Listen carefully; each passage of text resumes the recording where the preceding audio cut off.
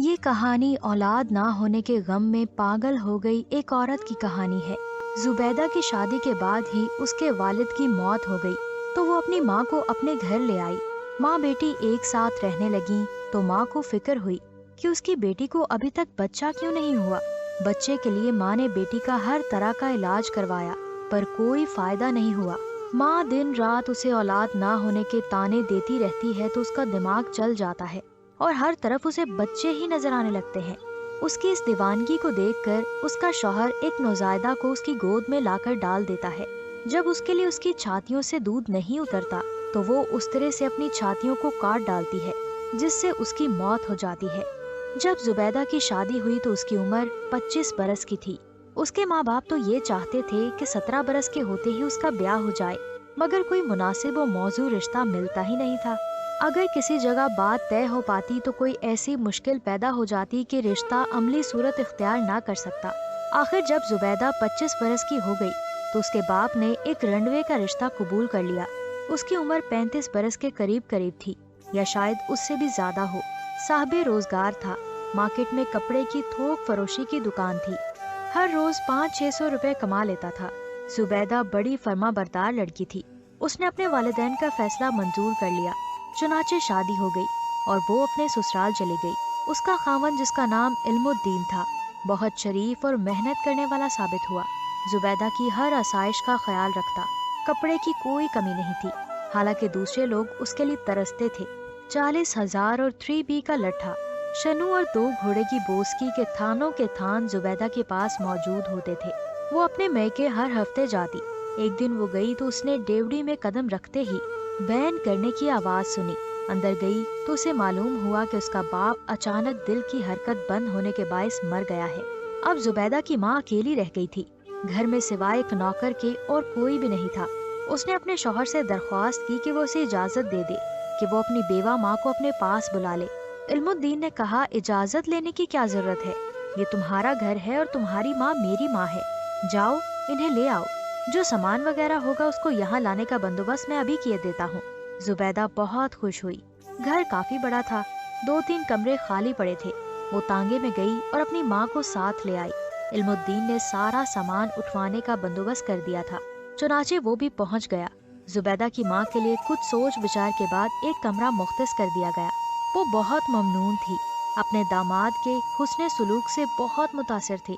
اس کے جی میں کئی مرتبہ یہ خواہش پیدا ہوئی کہ وہ اپنا سارا زیور جو کئی ہزاروں کی مالیت کا تھا وہ اس کو دے دے کہ وہ اپنے کاروبار میں لگائے اور زیادہ کمائے، مگر وہ طبعاً کنجوس تھی۔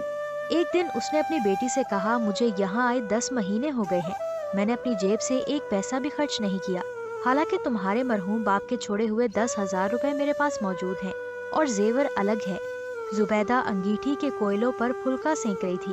ماں تم بھی کیسی باتیں کرتی ہو؟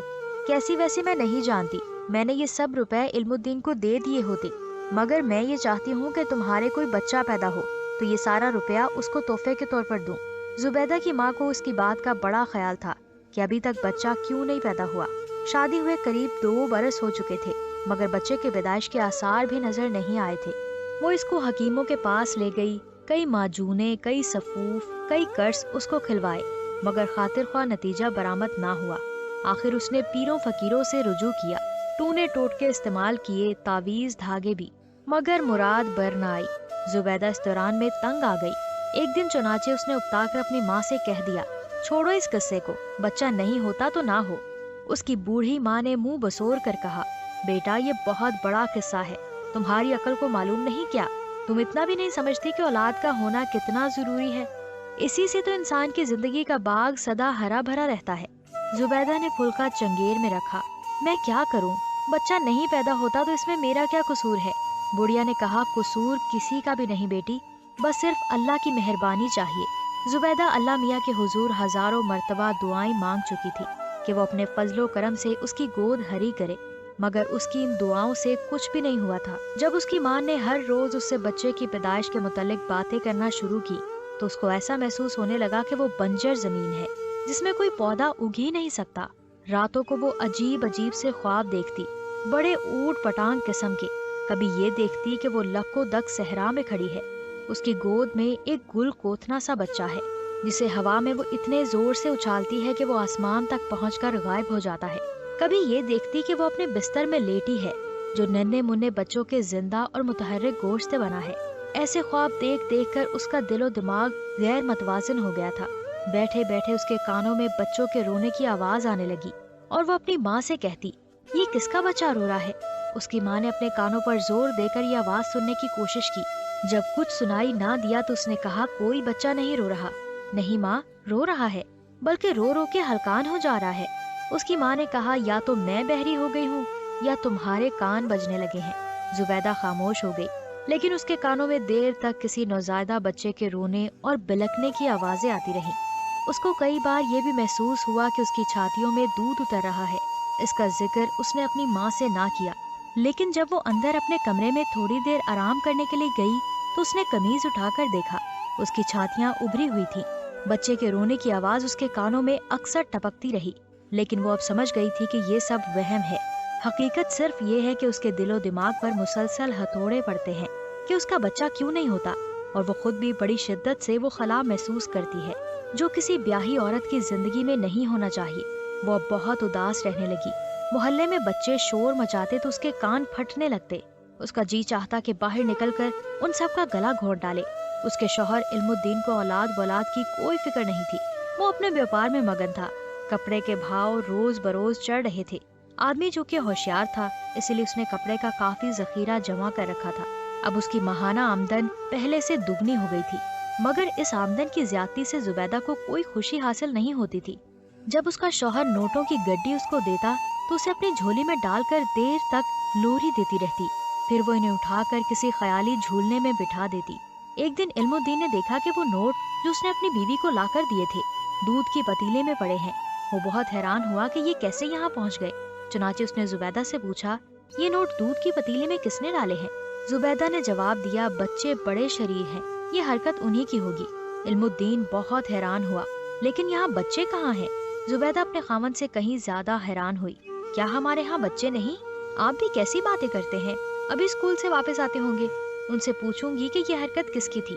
علم الدین سمجھ گیا کہ اس کی بیوی کے دماغ کا توازن قائم نہیں ہے، لیکن اس نے اپنی ساس سے اس کا ذکر نہ کیا کہ وہ بہت کمزور عورت تھی۔ وہ دل ہی دل میں زبیدہ کی دماغی حالت پر افسوس کرتا رہا، مگر اس کا علاج اس کے بس میں نہیں تھا۔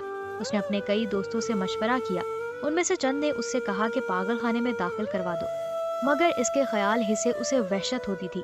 اس نے دکان پر جانا چھوڑ دیا، سارا وقت گھر رہتا اور زبیدہ کی دیکھ بھال کرتا کہ کہیں وہ کسی روز کوئی خطرناک حرکت نہ کر بیٹھے۔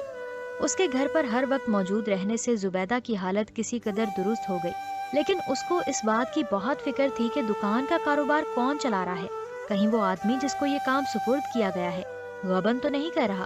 اس نے چنانچہ کئی مرتبہ اپنے خاوند سے کہا، دکان پر تم کیوں نہیں جاتے؟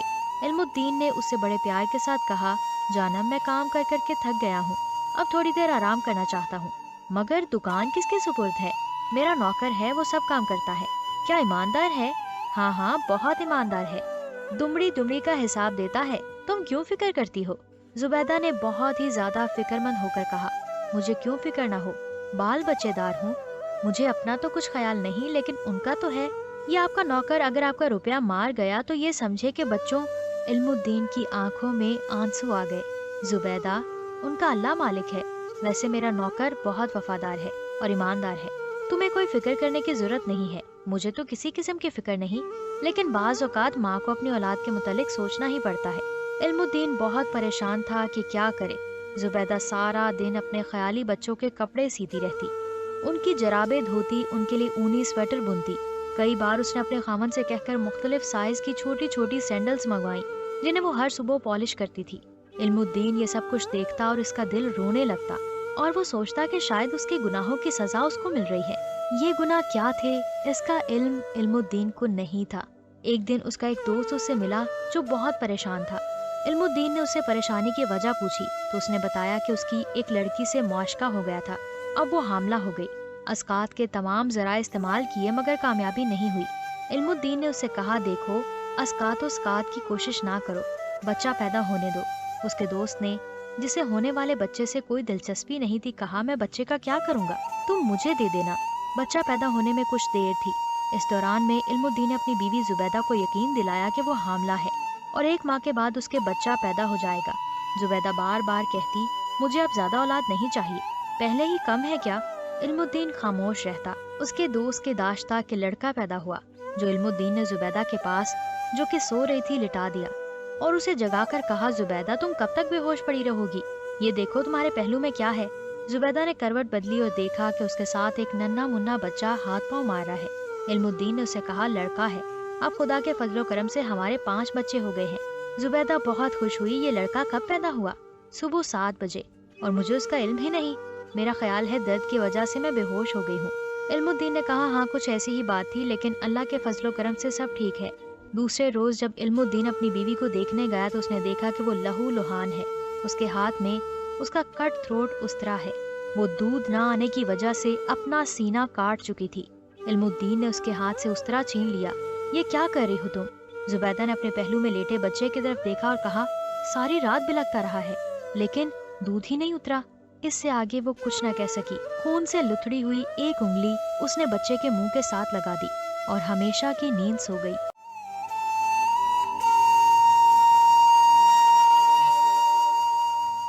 सरे महफिल में इसी तरह की अच्छी वीडियोस रोज़ाना सुनने के लिए हमारे चैनल को सब्सक्राइब करें, वीडियो को लाइक करें और कमेंट सेक्शन में अपनी राय का इजहार ज़रूर करें।